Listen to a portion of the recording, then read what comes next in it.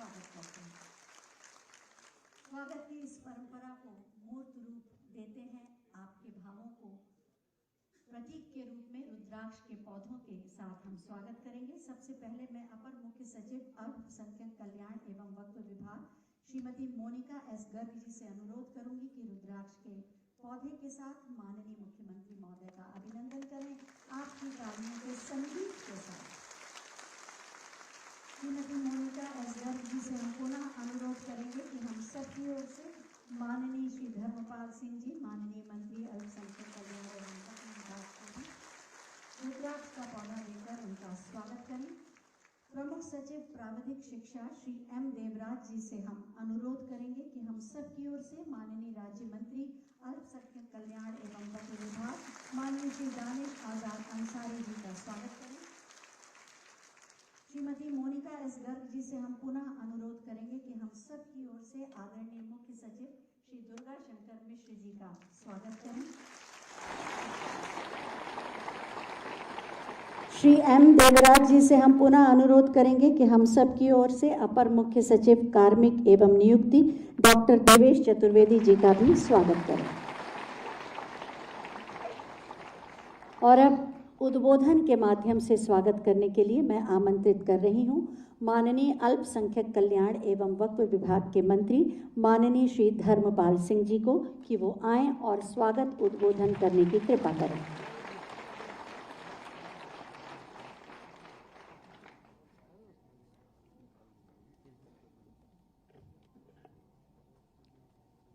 उत्तर प्रदेश अधीनस्थ सेवा चयन आयोग द्वारा चयनित अल्पसंख्यक कल्याण व प्राविधिक शिक्षा विभाग कार्यक्रम में उत्तर प्रदेश के यशस्वी मुख्यमंत्री श्री योगी आदित्यनाथ जी, मेरे सहयोगी राज्य मंत्री दानिश आजाद अंसारी जी,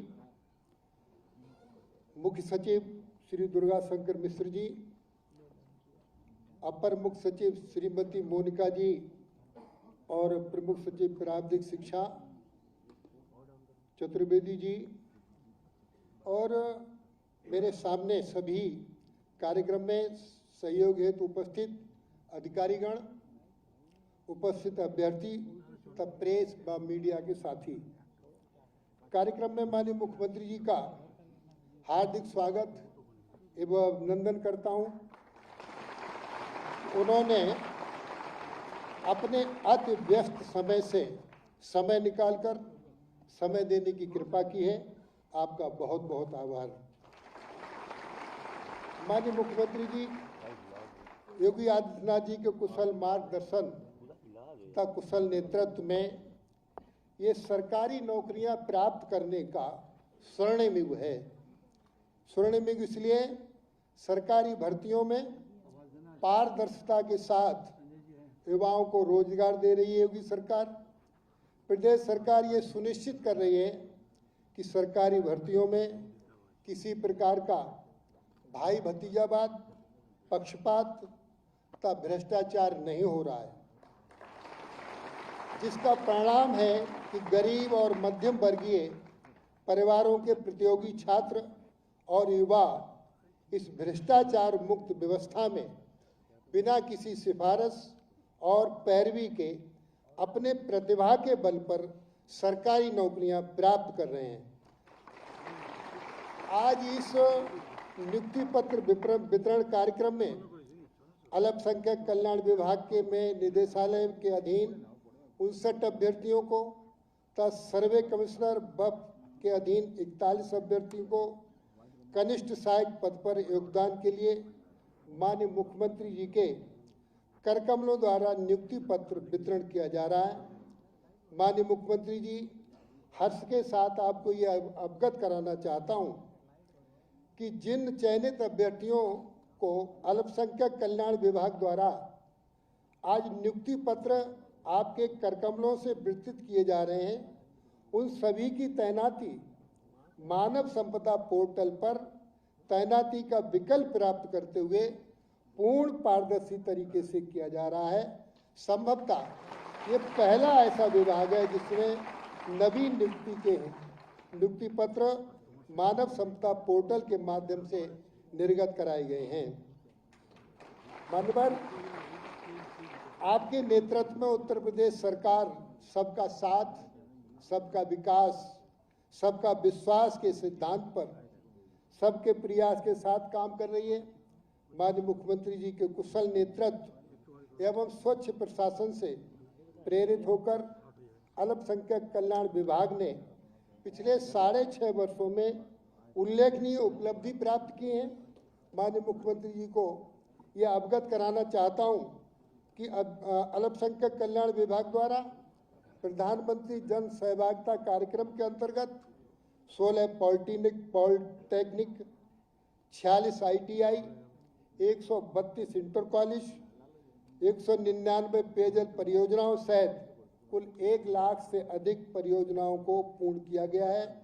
इसी प्रकार राजकीय यूनानी मेडिकल कॉलेज, एक सांस्कृतिक सद्भावना केंद्र, 27 मंडप, 21 common service centre, 3 polytechnic, 28 ITI, 60 inter college, 92 पेयजल परियोजनाओं सहित कुल 823 नवीन परियोजनाओं का निर्माण कार्य प्रारंभ किया गया है।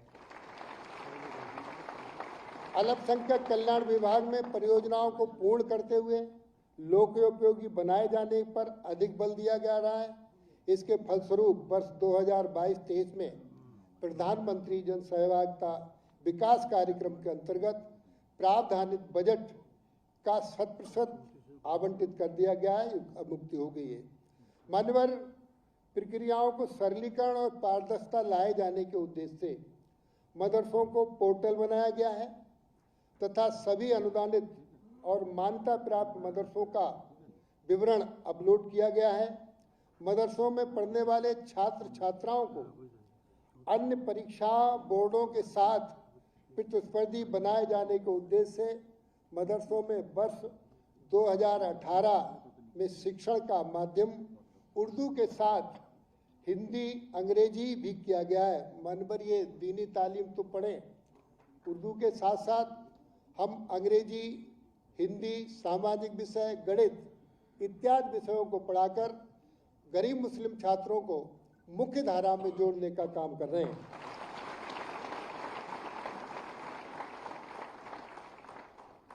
मनवर, मैं आपको बधाई देना चाहता हूं कि आपने शिक्षा का एक बोर्ड स्थापित करके सुधार करना, संरक्षण करना, उसमें परिवर्तन करना, परिवर्धित करना, ये पहली बार उत्तर प्रदेश में प्राथमिक शिक्षा, माध्यमिक शिक्षा, तकनीकी शिक्षा, उच्च शिक्षा और मदरसा शिक्षा सबका एक बोर्ड बनाया। ये उत्तर प्रदेश में पहली बार माननीय योगी आदित्यनाथ जी ने किया है। मैं आपका बहुत बहुत आभार व्यक्त करता हूँ। मनवर, मदरसा शिक्षा को मुख्य धारा से जोड़ने के लिए विभाग पूरा प्रयासरत है। मानवर, वर्ष 2017 से ही हज यात्रियों को कई सुविधाएं शुरू की गई। इनमें हज हाउस से एयरपोर्ट तक लो फ्लोर AC बसों के साथ ही हज हाउस में यात्रियों के प्रवास की उत्तम व्यवस्था सुनिश्चित की जा रही है। हज यात्रियों के मार्गदर्शन हेतु प्रतिवर्ष शासकीय व्यय पर हज सेवक भेजे जा रहे हैं। ये उत्तर प्रदेश में पहली बार योगी सरकार के माध्यम से किया गया है। हज सेवक पहले नहीं भेजे जाते थे। इस प्रकार माननीय मुख्यमंत्री जी के कुशल नेतृत्व में हमारी सरकार न केवल $1 ट्रिलियन की अर्थव्यवस्था हेतु कृत संकल्प है, बल्कि शिक्षा, स्वास्थ्य, कौशल विकास एवं पेयजल जैसी बुनियादी सुविधाओं अल्पसंख्यक बहुल वस्तुओं में भी प्राप्त हो, इसके लिए समावेशी विकास हेतु भी वचनबद्ध हैं।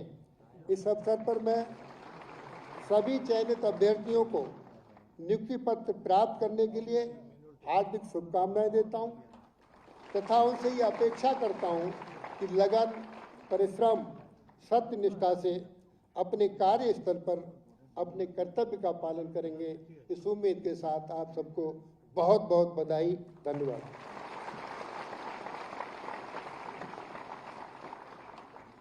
धन्यवाद माननीय, आपने बहुत ही विस्तार से अल्पसंख्यक कल्याण एवं वक्फ विभाग की योजनाओं, गतिविधियों और उपलब्धियों के बारे में जानकारी दी।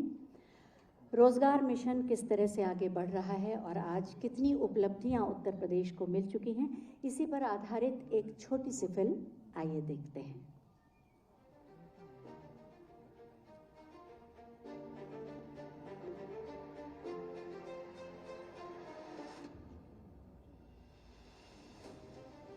सशक्त युवाओं से ही मजबूत राष्ट्र का निर्माण होता है।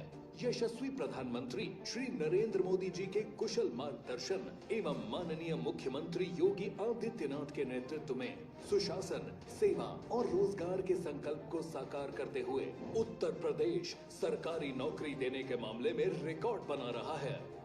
हर युवा को उसकी रुचि के अनुसार, योग्यता के अनुसार नए अवसर मिले, सभी को आगे बढ़ने का उचित माध्यम मिले।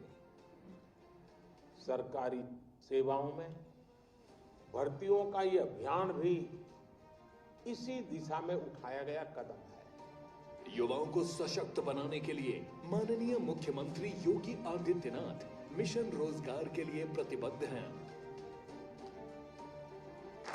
व्यवस्था देने का कार्य हुआ है। पूरी शुद्धतापूर्ण और पारदर्शी तरीके के साथ नियुक्ति की प्रक्रिया को आगे बढ़ाया गया है और उत्तर प्रदेश के युवाओं और उत्तर प्रदेश के नागरिकों के सामने पहचान के संकट से मुक्त करने का कार्य हुआ है। वर्ष 2017 से पहले उत्तर प्रदेश में सरकारी नौकरियों में भ्रष्टाचार का खेल, भाई भतीजावाद और सिफारिश का बोलबाला युवाओं के लिए अभिशाप था। बेरोजगारी दर शीर्ष पर थी। 2017 के बाद माननीय मुख्यमंत्री योगी आदित्यनाथ जी ने निष्पक्ष एवं पारदर्शी भर्ती प्रक्रिया के तहत मिशन रोजगार से रिकॉर्ड युवाओं को रोजगार के अवसर उपलब्ध कराए। पिछले 6 वर्षों में 6 लाख से अधिक युवाओं को सरकारी नौकरी, 3,75,000 युवाओं को संविदा के तहत रोजगार, 2 करोड़ युवाओं को MSME और निजी क्षेत्र में रोजगार मिलने से उनकी मेधा को सम्मान मिला है। परिणाम स्वरूप जो बेरोजगारी दर 19% से अधिक थी, वर्ष 2022 में वह 4% तक रह गई। उत्तर प्रदेश में युवाओं को अब कोचिंग, उच्च शिक्षा और रोजगार के लिए पलायन नहीं करना पड़ता। युवाओं को तकनीक से जोड़ने के लिए मुफ्त टैबलेट और स्मार्टफोन दिए जा रहे हैं। खिलाड़ियों को कुशल खिलाड़ी कोटे से सरकारी नौकरी का लाभ मिल रहा है। मेरा नाम रश्मि वर्मा है। मैं उत्तर प्रदेश के जिला बिजनौर की निवासी हूँ। मेरा चयन परिवहन विभाग में कनिष्ठ सहायक के पद पर हुआ है। प्रदेश सरकार का इस भर्ती को निष्पक्ष एवं पारदर्शी तरीके से पूरी कराने के लिए मैं माननीय मुख्यमंत्री योगी जी को सादर आभार प्रकट करती हूँ। माननीय मुख्यमंत्री जी के कर कमलों से आज उत्तर प्रदेश अधीनस्थ सेवा चयन आयोग द्वारा चयनित 240 अभ्यर्थियों को नियुक्ति पत्र वितरित किया जा रहा है। अल्पसंख्यक कल्याण एवं वक्फ विभाग और प्राविधिक शिक्षा विभाग में इनकी नियुक्ति की जा रही है। निश्चित ही आप नए भारत के नए उत्तर प्रदेश के निर्माण में भागीदार बनेंगे। आप सभी को उज्जवल भविष्य की हार्दिक शुभकामनाएं। युवाओं को रोजगार, डबल इंजन की सरकार।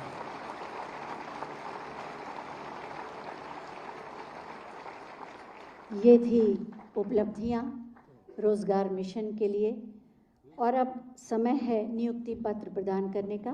मैं माननीय मुख्यमंत्री महोदय से अनुरोध करूंगी कि इन 10 लोगों को प्रतीक स्वरूप नियुक्ति पत्र प्रदान करें। सबसे पहले मुरादाबाद से आई कुमारी आकांक्षा रानी, कनिष्ठ सहायक के पद पर अल्पसंख्यक कल्याण एवं वक्फ विभाग में नियुक्ति पत्र।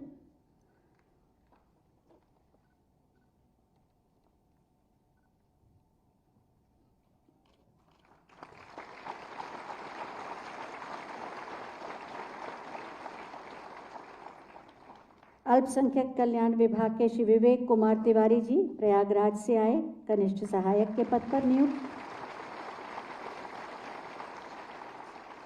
कुमारी सोनाली मौर्य प्रयागराज से कनिष्ठ सहायक के पद पर अल्पसंख्यक कल्याण एवं वक्फ विभाग में नियुक्ति।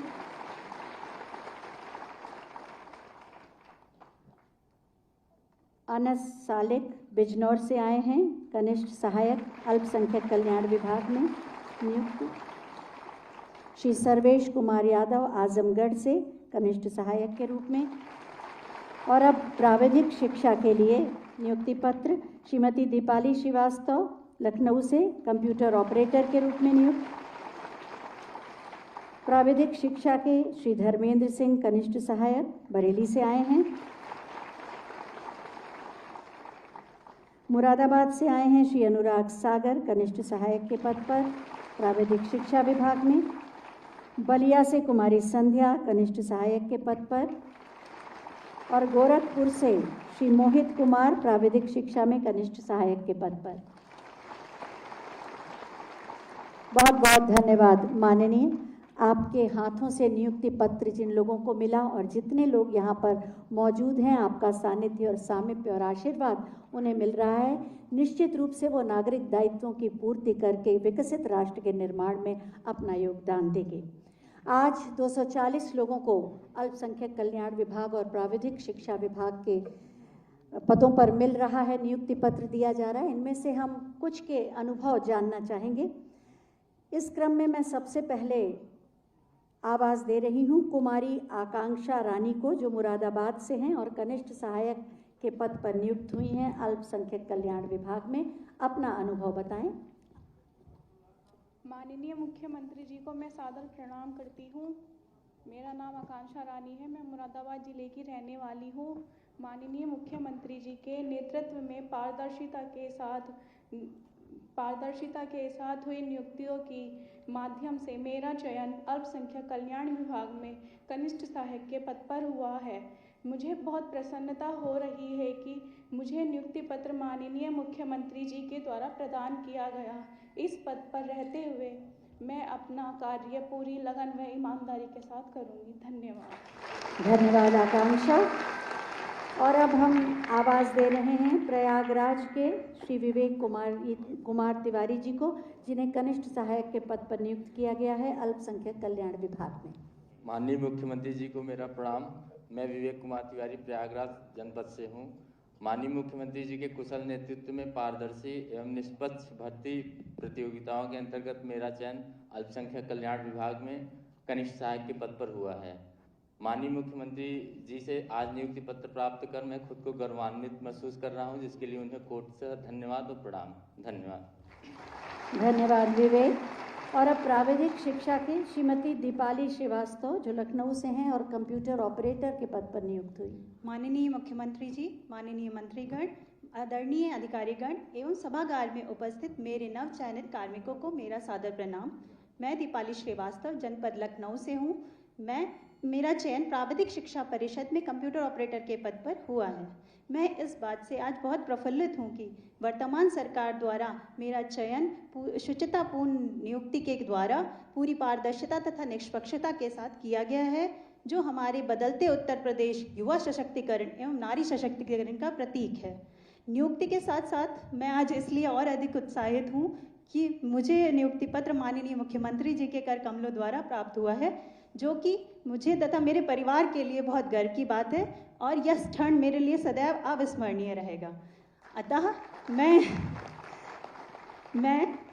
मुख्यमंत्री जी को ये आश्वस्त करती हूँ कि मुझे जो ये पद प्राप्त हुआ है, इस पे मेरे विभागीय अधिकारियों द्वारा मुझे जो कार्य दिए जाएंगे उनको मैं सफलतापूर्वक निष्ठा के साथ उनको पूरा ईमानदारी से निभाऊंगी। तथा अंत में मैं पुनः एक बार अपने हृदय तल की गहराइयों से माननीय मुख्यमंत्री जी तथा गणमान्य जनों को अपना आभार व्यक्त करती हूँ। बहुत बहुत धन्यवाद। धन्यवाद दीपाली। और अब बरेली के श्री धर्मेंद्र सिंह कनिष्ठ सहायक के रूप में जो नियुक्त हुए हैं प्राविधिक शिक्षा विभाग में। परम आदरणीय माननीय मुख्यमंत्री जी, मंचासीन माननीय मंत्रीगण, वरिष्ठ अधिकारीगण एवं मेरे सभी साथियों, आप सबको सादर प्रणाम एवं साधुवाद। मेरा नाम धर्मेंद्र सिंह है, मैं जनपद बरेली का निवासी हूँ। मेरा चयन प्राविधिक शिक्षा विकास में एक कनिष्ठ सहायक के पद पर हुआ है। महोदय, मैं आर्मी एक्स सर्विसमैन हूँ। 2018 में मैं रिटायर होकर अपनी तैयारी शुरू करी, तभी राज्य में पारदर्शिता और निष्पक्षता के साथ मेरा एक चयन कनिष्ठ सहायक के रूप में हुआ है। इसके लिए मैं आपको बहुत धन्यवाद देना चाहता हूं। मैं आपको विशेष रूप में धन्यवाद इसलिए भी देना चाहता हूं कि आपके कर कमलों द्वारा मुझे नियुक्ति पत्र प्रदान किया गया है। और मैं आपका सदैव आभारी रहूँगा। मैं आपके माध्यम से, इस मंच के माध्यम से आप सभी को आश्वस्त करना चाहता हूँ कि मेरे विभाग द्वारा जो भी मुझे कार्य दिया जाएगा, मैं पूरी निष्ठा और ईमानदारी से उसको निभाऊंगा। धन्यवाद। धन्यवाद धर्मेंद्र। और अब मुरादाबाद के श्री अनुराग सागर। माननीय मुख्यमंत्री जी और समस्त मंत्रीगण एवं मेरे समस्त नवचयनित साथियों, आपको सब मेरा सादर प्रणाम। मेरा नाम अनुराग सागर है। मेरा चयन कनिष्ठ सहायक के पद पर प्राविधिक शिक्षा विभाग में हुआ है, जिसके लिए मैं बहुत ही आभारी हूँ। तत्काल वर्तमान सरकार द्वारा निष्पक्षता एवं पारदर्शिता से की गई प्रतियोगी परीक्षाओं का जो जारी क्रम है, उसके तहत मेरा जो चयन हुआ है, उसके लिए मैं वर्तमान सरकार का तहे दिल से धन्यवाद करता हूं। और मैं आप सबको विश्वास दिलाता हूं कि मैं अपने पद का और अपने कार्यों का बिल्कुल ईमानदारी और निष्ठा से निर्वाह करूंगा। धन्यवाद। बहुत बहुत धन्यवाद आप सभी का। निश्चित रूप से ये नियुक्ति पत्र आप सबके अंदर एक नया आत्मविश्वास जगाएगा और आपके परिवार के लिए समृद्धि के द्वार भी खोलेगा। नए भारत के नए उत्तर प्रदेश में युवाओं की भागीदारी सुनिश्चित कर युवाओं के द्वारा उनकी प्रतिभा और कौशल को सम्मान देते हुए उत्तर प्रदेश को समृद्धि की नई ऊंचाइयों पर ले जा रहे हैं माननीय मुख्यमंत्री माननीय श्री योगी आदित्यनाथ जी। मैं बहुत ही आदर के साथ माननीय मुख्यमंत्री महोदय से अनुरोध करूंगी कि हमारा मार्गदर्शन करें और अपने आशीर्वचनों से हमें अनुग्रहित करें।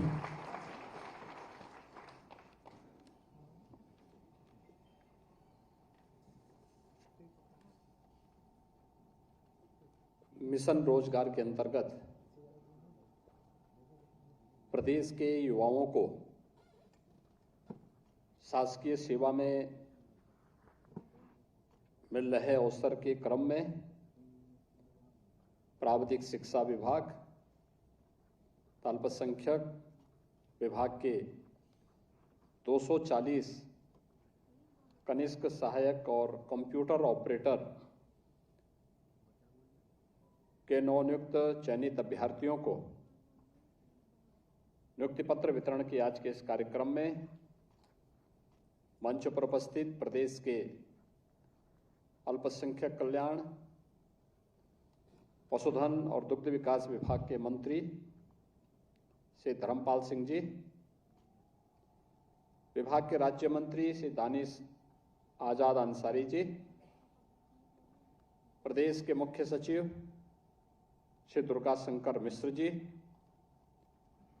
अपर मुख्य सचिव अल्पसंख्यक कल्याण श्रीमती मोनिका एस गर्ग जी,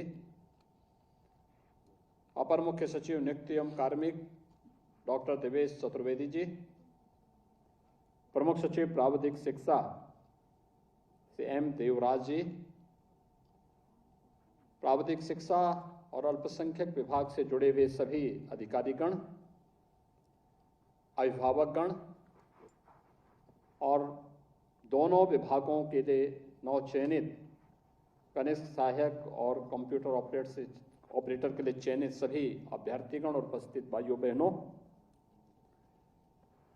चयन की एक पारदर्शी व्यवस्था के अंतर्गत आज यहां पर नियुक्ति पत्र प्राप्त करने वाले सभी अभ्यर्थियों का मैं इस अवसर पर हृदय से उन्हें बधाई देता हूं। प्रदेश सरकार का पार्ट बनने के लिए हृदय से अभिनंदन करता हूं और आपके अभिभावकों को भी मैं हृदय से बधाई और शुभकामनाएं देता हूं।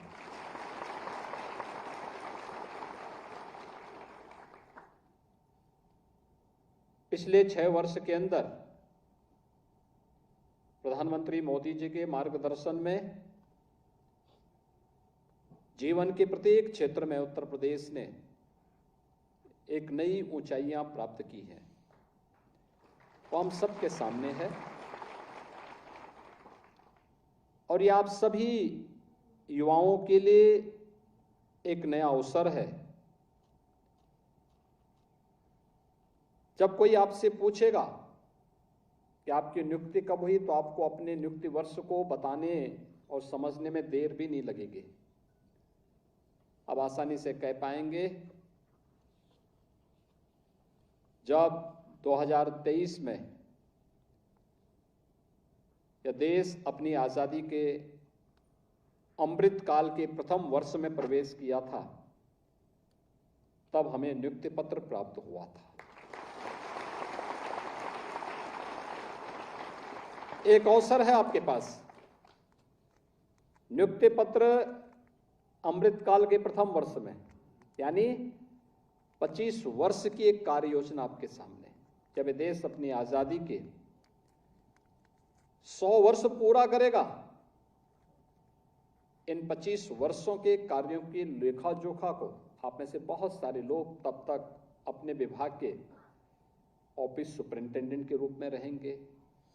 कोई हो सकता है कि अपनी सेवा को बढ़ाते हुए किसी प्रतियोगी परीक्षा में और दूसरे स्थान पर दूसरी जगह में जा सकता है। एक नया अवसर आपके पास, एक मंच, एक प्लेटफॉर्म आपको सरकार ने उपलब्ध करवाया है। और तब कैसा भारत आप चाहते हैं, कैसा भारत होना चाहिए?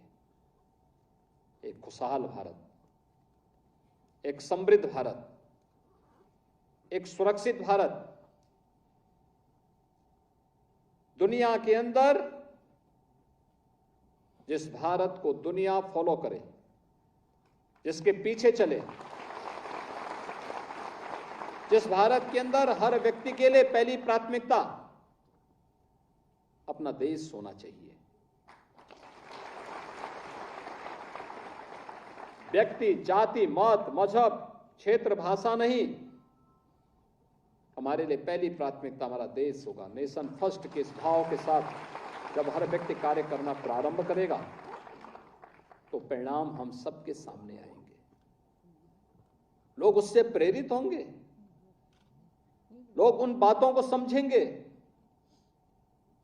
और ईमानदारी से आपको इस दौरान कार्य करके एक व्यवस्था को आगे बढ़ाने में मदद करनी है। याद रखना, कनिष्ठ सहायक और कंप्यूटर ऑपरेटर की एक बड़ी भूमिका होती है। आज उत्तर प्रदेश देश के अंदर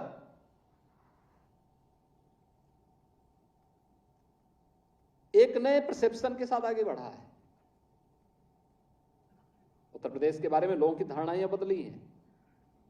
पहले लोग बोलते थे उत्तर प्रदेश में कुछ नहीं हो सकता, उत्तर प्रदेश में विकास नहीं हो सकता, यहाँ तो दंगे होते हैं, यहाँ व्यवस्था होती है, यहाँ भ्रष्टाचार है, यहाँ पर कार्य नहीं होता है, एक एक फाइल पड़ी रहती है। आज उत्तर प्रदेश ने सुरक्षा का एक मॉडल दिया है।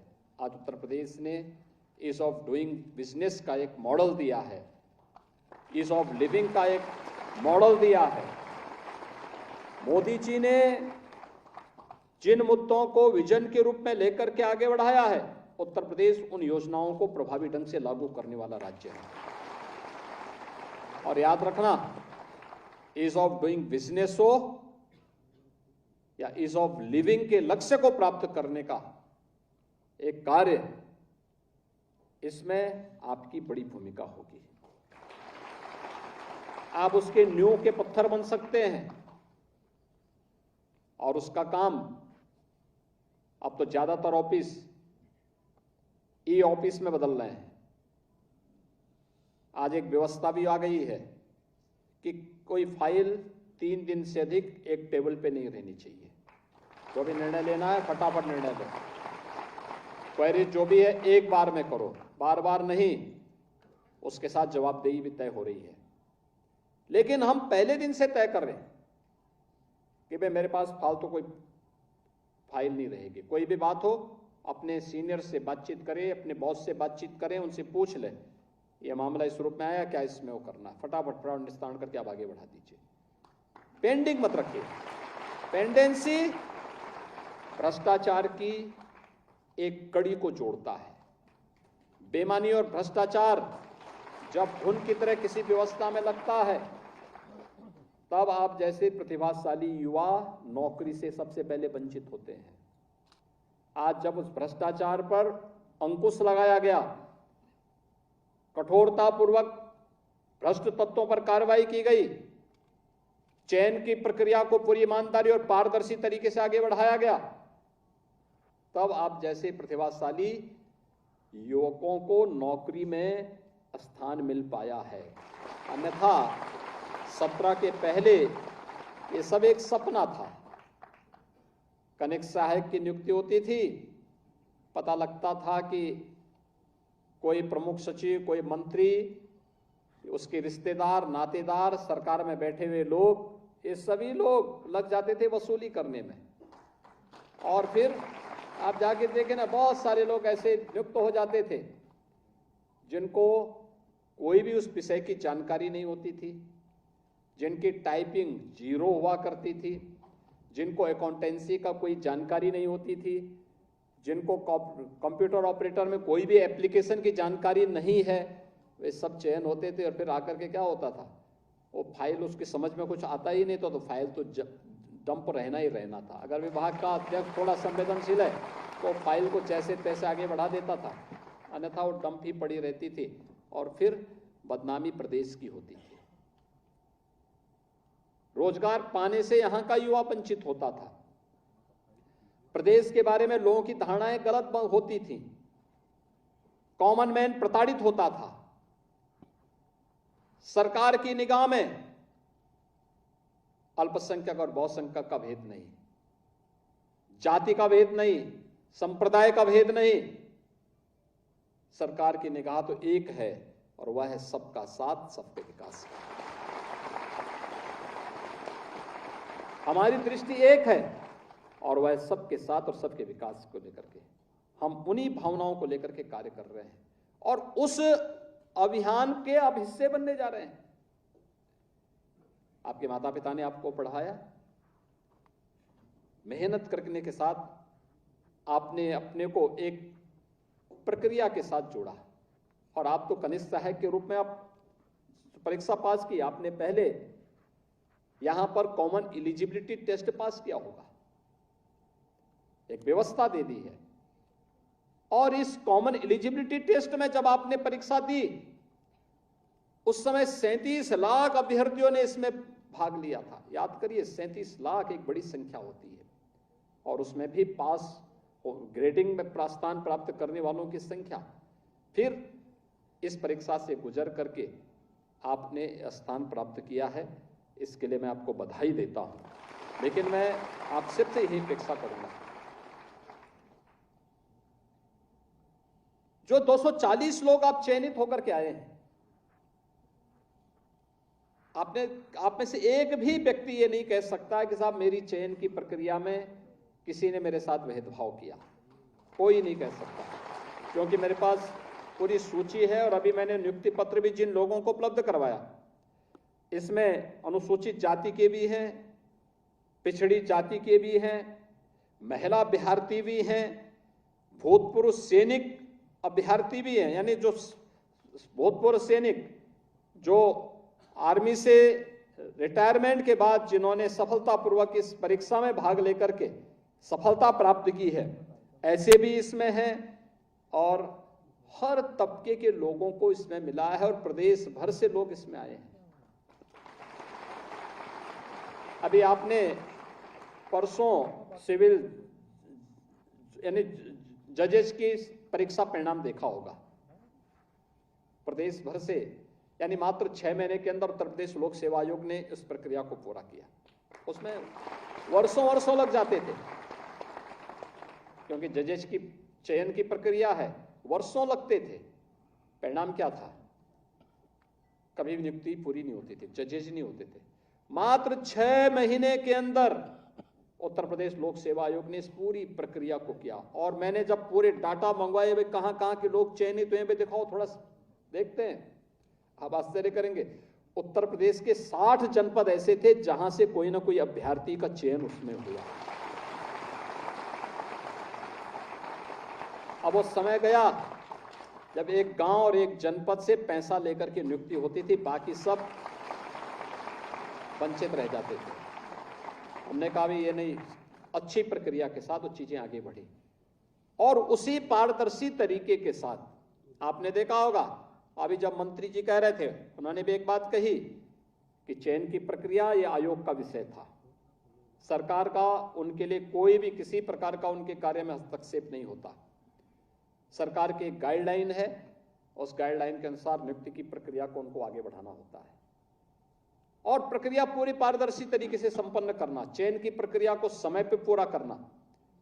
जहां यह कार्य संपन्न होता है वहीं नियुक्त पत्र प्राप्त होने के बाद कहां पे कौन अभ्यर्थी जाएगा यह अभी मंत्री को भी नहीं पता और अपर मुख्य सचिव को भी नहीं पता, क्योंकि मानव संपदा पोर्टल बना हुआ है। इस पोर्टल के माध्यम से मेरिट के आधार पर जहां जगह खाली है वहां पर उन लोगों की नियुक्ति की प्रक्रिया के साथ जोड़ दिया गया। आपने देखा होगा मानवीय हस्तक्षेप किसी भी स्तर पर नहीं। कोई ये नहीं कह सकता ये मेरे गांव का है, या कोई ये नहीं कह सकता कि ये मेरी जाति का है, कोई ये नहीं कह सकता ये फलाना जो है इसको इसके प्रति मेरी सहानुभूति है या इसकी सिफारिश फलाने ने की है, क्योंकि जब मानवीय हस्तक्षेप है ही नहीं तो इसमें सिफारिश की गुंजाइश भी नहीं है। वैसे ही जैसे नियुक्ति की प्रक्रिया पारदर्शी तरीके से हुई है, ऐसे ही आपको भी तय करना है। आपका काम मेरिट के आधार पर कार्य का निस्तारण करना है, पॉजिटिवली किसी कार्य को आगे बढ़ा देना है। उसको बार बार घिसने पिटने से नहीं होगा, अनावश्यक रूप से क्वेरीज लगाने से नहीं होगा। ईज ऑफ डूइंग बिजनेस में एक यही चीज देखा जाता है, एक सरकार ने रिफॉर्म कितनी तेजी के साथ किए हैं, और दूसरा आज की आवश्यकता के अनुरूप रिफॉर्म करना, लेकिन साथ साथ फाइल कहीं अटके ना। सिंगल विंडो, पहले एक फाइल को घूमने में कितना समय लगता था, वह 54 टेबल में जाता था। आप सोचिए अगर एक फाइल को एक टेबल में एक सप्ताह किसी ने रोक दिया तो 54 टेबल घूमते घूमते तो उसके दम निकल ही जाएंगे, और यही होता था। आज उसको सिंगल टेबल कर दिया गया। किसी ने आवेदन किया, जैसे आप एयरपोर्ट पे जाते होंगे, वहां पे लगेज की जांच करने के लिए एक इक्विपमेंट लगाया जाता। आपने एक जगह से लगेज भेजा, अगले जगह आप उसको पकड़ लीजिए। ऐसे ही फाइल का हो गया है। उस फाइल को यहां से आवेदन किया और वहां से अपना पत्र लेकर के आगे बढ़िए, उद्योग लगाइए, ईज ऑफ डूइंग बिजनेस के लक्ष्य को प्राप्त करने में। ये प्रक्रिया हमें अपने कार्यालयों में अपनानी पड़ेगी, बिना भेदभाव के, बिना किसी उसके, जो मेरिट के आधार पर है। इस प्रक्रिया को आगे बढ़ाने का कार्य एक बड़ी जिम्मेदारी है आपके ऊपर जी, और टेक्नोलॉजी ने इसको और आसान किया है। हम तो बार बार कहते हैं इस चीज को कि टेक्नोलॉजी ने कार्य को और आसान कर दिया है। आप सोचिए टेक्नोलॉजी नहीं होती तो क्या कोरोना कालखंड में हम 15 करोड़ लोगों को फ्री में राशन की सुविधा पूरे कोरोना कालखंड के अंदर ही नहीं, आज भी उपलब्ध करा रहे हैं, और कोई नहीं कह सकता कि किसी के साथ भेदभाव हो रहा है या कहीं घटकोली हो रही है। ये प्रक्रिया होती है, पारदर्शिता का उदाहरण है। 1 करोड़ परिवारों को वृद्धावस्था पेंशन, निराश्रित महिला पेंशन और दिव्यांगजन पेंशन 1000 रुपया हम देते हैं। एक क्लिक से उनके अकाउंट में पैसा चला जाता है, किसी बीच में मीडिएटर की आवश्यकता ही नहीं। कोई ये नहीं कह सकता। आज मुझे लोग मिलते हैं, मैं जनता दर्शन कार्यक्रम में जाता हूं, पूछता हूं, कोई भी आता है, कोई बुजुर्ग महिला है, निराश्रित है, कोई देखभाल करने वाला नहीं है, मैं पूछता हूं उससे कि आपको पेंशन मिलती है? वो कहती है हाँ पेंशन मिलती है। मैं उससे पूछता हूं राशन कार्ड है? हाँ राशन कार्ड है। अगर आप दुकान में जाने में समस्या है तो क्या कोटेदार या सरकार का कोई कर्मचारी आपके घर तक राशन पहुंचा देता है? वो कहती हाँ पहुंचाता है। ये सरकार की मंशा साफ है। हमारी संवेदना एक गरीब के प्रति है, एक कमजोर के प्रति है, एक निराश्रित के प्रति है। हमारी संवेदना एक दलित के प्रति है, एक अति पिछड़े व्यक्ति के प्रति है। हमारी संवेदना किसी भ्रष्ट व्यक्ति के साथ कभी नहीं हो सकती। हमारी संवेदना किसी अपराधी और माफिया के साथ कभी नहीं हो सकती है, क्योंकि ये सब बैरियर हैं। भ्रष्टाचार हो या किसी प्रकार की अराजकता, कोई अपराधी हो या माफिया, ये विकास के बैरियर हैं। इस बैरियर को हटाने के लिए सरकार चुनी जाती है और सरकार उन बैरियर्स को हटाती है, लेकिन अपनी संवेदना का पात्र एक गरीब को बनाती है, एक कमजोर को बनाती है, एक अति दलित अति पिछड़ी को बनाती है, किसी मुसहर बस्ती तक अपनी योजना का लाभ पहुंचाती है, किसी बनटांगिया तक अपनी योजना का लाभ पहुंचाती है, किसी थारू और किसी वनवासी बंधु तक अपनी योजना का लाभ पहुंचाती है। गरीब गरीब है, उसकी कोई जाति, कोई मत और मजहब नहीं होता, वो तो उस तक वो योजना का लाभ मिलना है। और यही कार्य आप भी एक कनिष्ठ सहायक या कंप्यूटर ऑपरेटर के रूप में अपने दायित्वों का निर्वहन करते हुए कर सकते हैं। देखिए, शासकीय सेवा प्राप्त करना आज के दिन पर एक दुर्लभ कार्य है, और वह भी पिछले 6 वर्ष के अंदर तो जिस पारदर्शी तरीके से इस कार्यक्रम को आगे बढ़ाया, बहुत स्वस्थ प्रतिस्पर्धा को आगे बढ़ाया है। अच्छे लोग अब आ रहे हैं, अच्छी प्रक्रिया के साथ जुड़ रहे हैं, एक स्वस्थ प्रतिस्पर्धा आगे बढ़ रही है, और न केवल सरकारी क्षेत्र में बल्कि निजी क्षेत्र में भी अपार संभावनाएं बढ़ी हैं। सरकार ने आज के दिन पे हमारे युवा तकनीकी दृष्टि से सक्षम हो 2 करोड़ युवाओं को टैबलेट और स्मार्टफोन दे रहे हैं, कभी नहीं हुआ।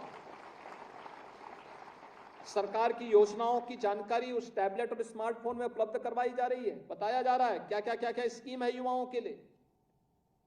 पीएम स्टार्टअप की योजना क्या है, पीएम स्टैंड अप की योजना क्या है, अनुसूचित जाति और महिला जो लाभार्थी हैं ये लोग कैसे इन योजनाओं के साथ जुड़ सकते हैं, प्रदेश की ओडीओपी की योजना क्या है, डिजिटल इंडिया की स्कीम क्या है, पीएम मुद्रा की योजना क्या है, मुख्यमंत्री स्वरोजगार की योजना क्या है, विश्वकर्मा श्रम सम्मान की योजना क्या है, मुख्य प्रदेश के अंदर मिशन शक्ति का अभियान क्या है, मुख्यमंत्री आरोग्य मेला क्या है, पीएम स्वामित्व की योजना क्या है, पीएम स्वनिधि की योजना क्या है।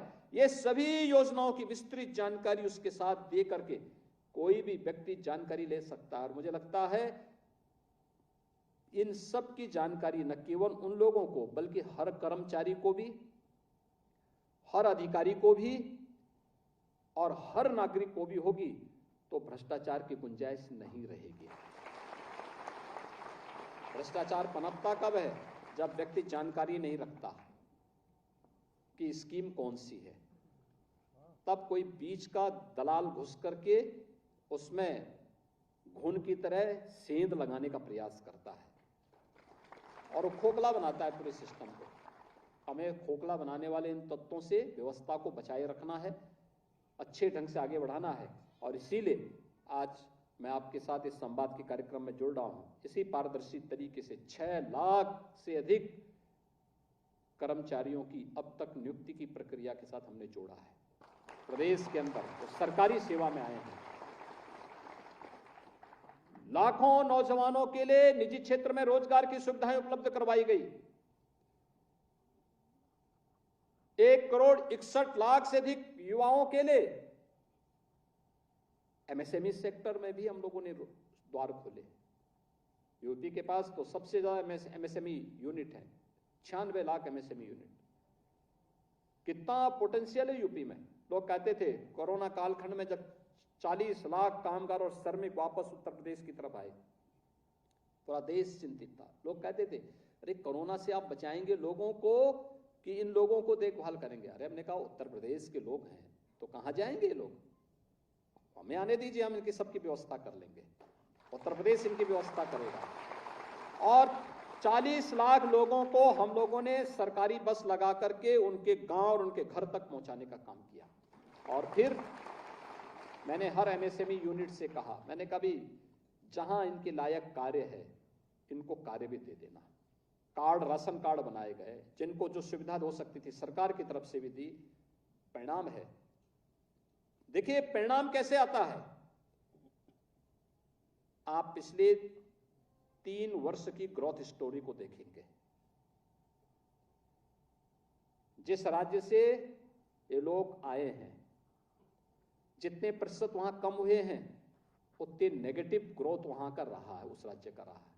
और जितना प्रतिशत यूपी में बढ़ा है उत्तर प्रदेश की उतनी पॉजिटिव ग्रोथ स्टोरी है। यानी ये चीजें दिखती हैं। हमारा मानव संसाधन हमारे लिए एक अवसर है और इस अवसर का उत्तर प्रदेश ने लाभ उठाया तो आज वो उत्तर प्रदेश के विकास में योगदान दे रहे हैं। और मुझे प्रसन्नता है कि उत्तर प्रदेश का हर नागरिक आज के दिन पे एक सकारात्मक सोच के साथ आगे बढ़ रहा है, और उस सकारात्मक सोच के साथ सबसे बड़ी जिम्मेदारी बनती है सरकारी कार्मिकों की कि वे भी उस सकारात्मक सोच के साथ आगे बढ़ाएं, मजबूती से समाज को लीड करें, बताएं, अच्छी योजनाओं की जानकारी दें, सकारात्मक बोलना शुरू करें। कोई व्यक्ति आपके कार्यालय में आएगा, उससे पहले तो बातचीत करना, बहुत अच्छे ढंग से। कोई आता है, सब उसको बिठाइए, अच्छे शब्दों से बिठाइए। हो सकता है वो व्यक्ति जानकारी न रखता हो, गांव का व्यक्ति हो सकता है, विभागीय कोई कार्य से कोई व्यक्ति आया हो, आप बोल दीजिए उससे, भैया बैठिए, क्या सेवा कर सकता हूं। वो बोलेगा मुझे जानकारी लेनी है, आपके पास जानकारी है, ठीक नहीं तो उसको बता दीजिए फलाने सेक्शन में आप जाइए, यहां से जानकारी आपको मिल जाएगी। या आपके बगल में है, आप उनको बोल सकते हैं कि सज्जन आए हैं, आप इनको फलानी इसकी जानकारी दे दीजिए। आपका यह व्यवहार उस एक मैसेज लेके जाएगा, सब बदलाव आया है। जैसे बदलाव उत्तर प्रदेश के बारे में आज हर व्यक्ति कहता है, सब उत्तर प्रदेश में बदलाव आया है। उत्तर प्रदेश में अब बिजनेस का माहौल है, उत्तर प्रदेश में आज सुरक्षा का माहौल है, उत्तर प्रदेश में आज एक अच्छी स्थिति की तरफ उत्तर प्रदेश आगे बढ़ चुका है। ये जो चेंज है, इस चेंज के साथ आपको जुड़ना पड़ेगा, और उस परिवर्तन के लिए हम सबको अपने लिए तैयार होना, व्यवहार से शुरू करते हुए फिर जीरो पेंडेंसी की तरफ जाना, चाहे वह मैनुअल हो या ई फाइल हो। सीखे, सीखने से सब हो सकता है। मुझे लगता है जिसको मोबाइल फोन चलाना आता है, एक स्मार्टफोन जो चला सकता है, उसके लिए ई फाइल का संचालन कोई कठिन कार्य नहीं है। आसानी से सारे कार्यों में आप पारंगत हो सकते हैं। केवल 2-3 दिन थोड़ा प्रैक्टिस करिए, प्रयास करिए, और उस दिशा में आगे बढ़ने की आवश्यकता है। और जीरो पेंडेंसी, भाई हम पेंडिंग नहीं रहने देंगे। आप लगातार, अगर विभागीय आपके बॉस भी अगर नजरअंदाज करते हैं, आप अपने स्तर पर निस्तारित कर दीजिए, क्योंकि कल जवाबदेही की बात आएगी तो उस समय आप कम से कम कह तो देंगे कि भाई मेरे यहाँ तो फाइल 1 ही घंटे रुकी थी, मैंने तो भेज दी थी, फलाने व्यक्ति के पास अटकी हुई थी। तो दूसरे के पाप के बोझ आप अपने ऊपर क्यों आने देंगे? मत आने दीजिए। कोई बोलता है अपने पास जमा रखे, उससे कभी मेरे साइन करके आप इसको अपने पास ही रख लीजिए, क्योंकि कल जवाबदेही होगी तो उस समय ई फाइल में तो कोई छुपा नहीं पाएगा किस टेबल पे कितने दिन रही है फाइल। अब निस्तारण करके भेज दीजिए, वो देखेगा, उसके पास पड़ी रहेगी तो उसकी जवाबदेही तय हो जाएगी। कम से कम आपके ऊपर तो कोई जवाबदेही नहीं आएगी। ये चीजें हमें एक स्वस्थ कार्य की प्रक्रिया को आगे बढ़ाना होगा। 240 नए कार्मिक उत्तर प्रदेश सरकार का हिस्सा बन रहे हैं, प्राविधिक शिक्षा में और अल्पसंख्यक विभाग में। इन दोनों विभागों में आपकी सेवाओं से दोनों के विभागों की कार्य पद्धति में और गुणात्मक वृद्धि होगी, उसको हम तेजी से आगे बढ़ाने में मदद मिलेगी। इस विश्वास के साथ मैं एक बार आपको, आपके परिवार के सदस्यों को, अभिभावकों को हृदय से बधाई देता हूं और विश्वास व्यक्त करता हूं कि आपकी सेवाओं से उत्तर प्रदेश प्रधानमंत्री जी के विजन को प्राप्त करने में सफल होगा। आप सबके प्रति मेरी शुभकामनाएं। धन्यवाद। जय हिंद। बहुत बहुत धन्यवाद माननीय, आपके बहुमूल्य मार्गदर्शन के लिए। आपका मार्गदर्शन इन सभी के दायित्वों की पूर्ति के लिए एक नई ऊर्जा और एक नया बल देगा। और अब अंत में मैं अतिथियों के प्रति आभार व्यक्त करने के लिए आमंत्रित कर रही हूँ माननीय राज्य मंत्री अल्पसंख्यक कल्याण एवं वक्फ विभाग माननीय श्री दानिश आज़ाद अंसारी जी को।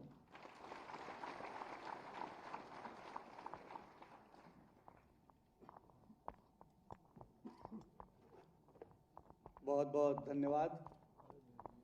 आज इस कार्यक्रम में सबसे पहले अपना बहुमूल्य समय हम नौजवानों को देने के लिए मैं हम सब के लोकप्रिय मुख्यमंत्री, जिनके शासनकाल में उत्तर प्रदेश नित्य नए ऊंचाइयों को, नित्य नए कीर्तिमानों को गढ़ रहा है, ऐसे हम सब के लोकप्रिय माननीय मुख्यमंत्री जी का इस कार्यक्रम में मैं स्वागत करता हूं, अभिनंदन करता हूं।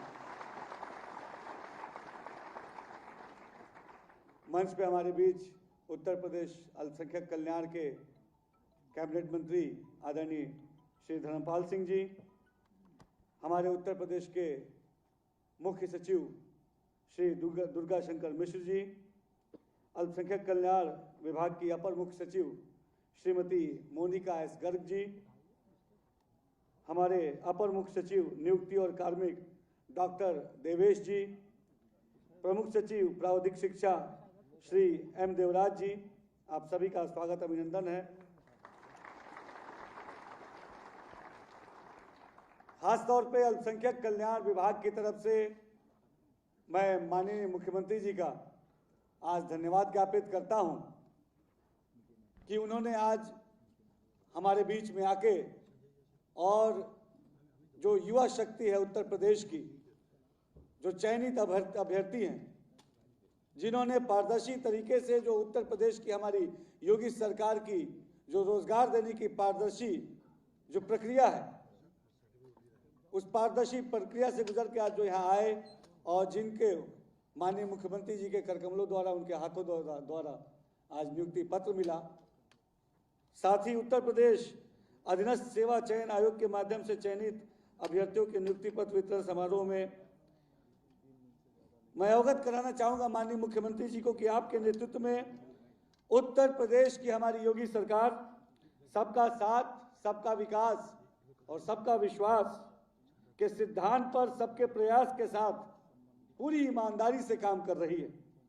माननीय मुख्यमंत्री जी के कुशल नेतृत्व में और स्वच्छ प्रशासन से प्रेरित होकर अल्पसंख्यक कल्याण विभाग ने बीते 6.5 वर्षों में उल्लेखनीय उपलब्धि हासिल की है।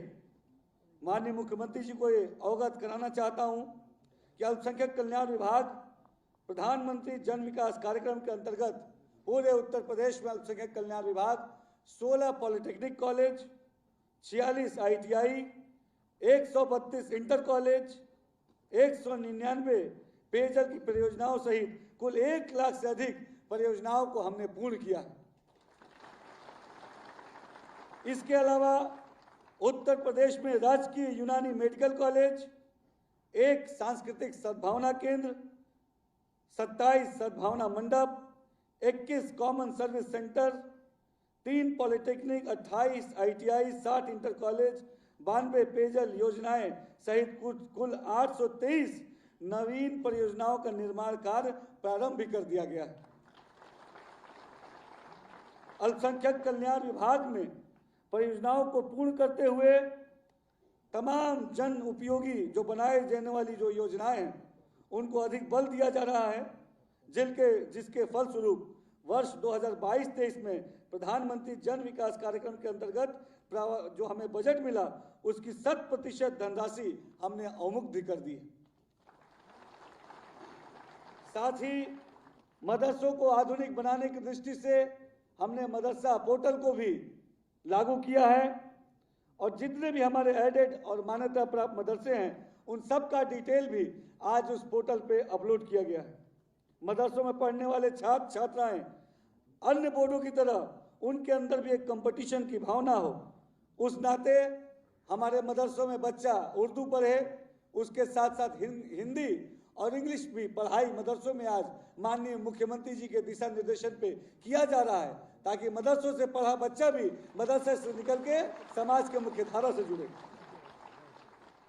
इसके अलावा जितनी भी योजनाएं आज अल्पसंख्यक कल्याण विभाग द्वारा चलाई जा रही हैं, ये सारी योजनाएं धरातल पे ईमानदारी से माननीय मुख्यमंत्री जी के विजन में, उनके लीडरशिप में हमने लागू की है और आज उत्तर प्रदेश के अल्पसंख्यक कल्याण विभाग के जो कार्य हैं वो धरातल पे दिख रहे हैं और अल्पसंख्यक समाज इनसे लाभ लेकर तरक्की की तरफ आगे बढ़ रहा है।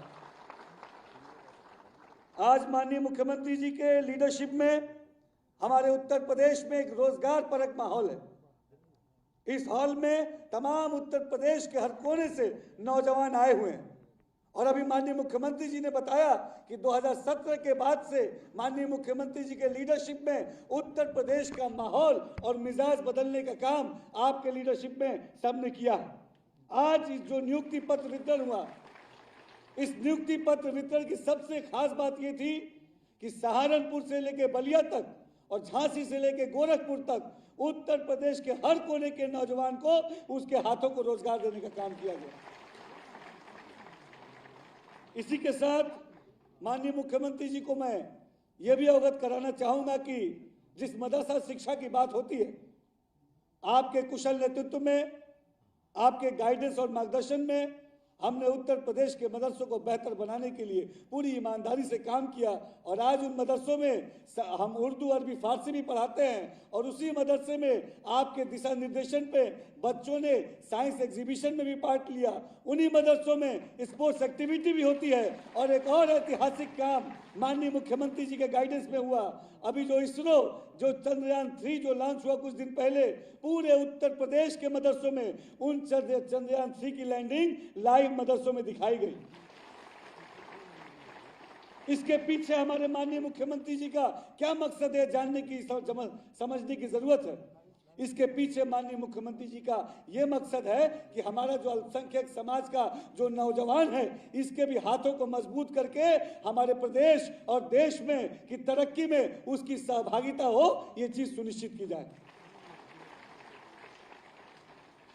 अंत में मैं आप सब नौजवानों को बहुत बहुत बधाई देता हूं और मैं ये उम्मीद करता हूं, मैं आप सबको मैं की तरफ से माननीय मुख्यमंत्री जी को ये विश्वास दिलाता हूं कि आपने जो भी हमें दिशा निर्देशन दिए हैं, जो भी हमें बातें बताई हैं, उन बातों को हम आत्मसात करके हमें जो कार्य मिला है, अपने कार्य को हम पूरी ईमानदारी से करेंगे और उत्तर प्रदेश के तमाम नौजवान आपकी लीडरशिप में उत्तर प्रदेश को देश का नंबर 1 प्रदेश बनाने के लिए पूरी मजबूती के साथ तैयार है।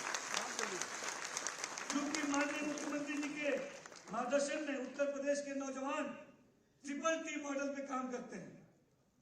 पहला टी माननीय मुख्यमंत्री जी का है टैलेंट, जो टैलेंटेड होगा उसको मौका मिलेगा, ये पहला टी है।